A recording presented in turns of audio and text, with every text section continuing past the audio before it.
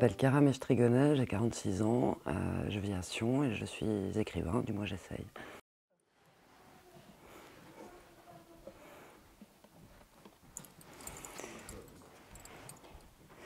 Quel héros ou héroïne de roman auriez-vous aimé être? Oh là là, il y a tout un bestiaire là dans ma tête qui arrive en même temps. Je dirais Souvarine. Souvarine de Zola, dans Germinal.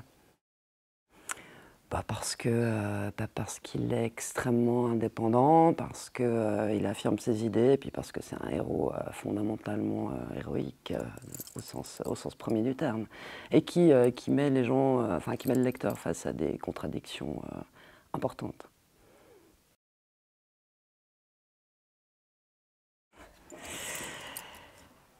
À quoi êtes-vous dépendant? La cigarette?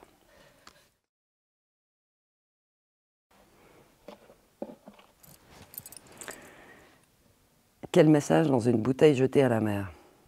Soyez libre.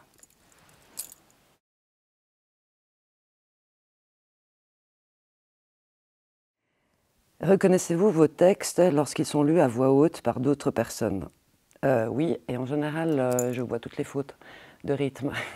Donc, c'est pas toujours très agréable au sens où, comme je travaille l'écriture vraiment énormément sur le rythme de l'écriture, que mon travail d'écriture consiste à beaucoup écrire, ensuite à m'enregistrer, à lire, à m'enregistrer, à réécouter cet enregistrement, et donc ensuite à retravailler le texte, à le couper.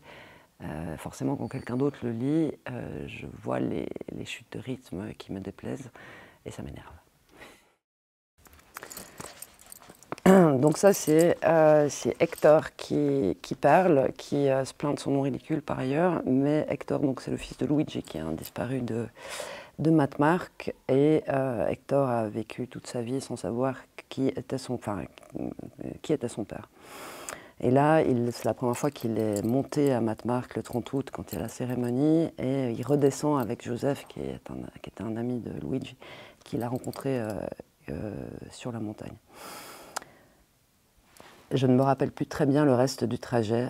À moitié couché sur le siège de la voiture, je regardais la nuit s'allonger sur la route.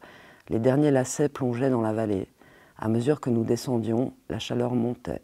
Nous sentions la fumée des rochers, le grand air, la glace aride.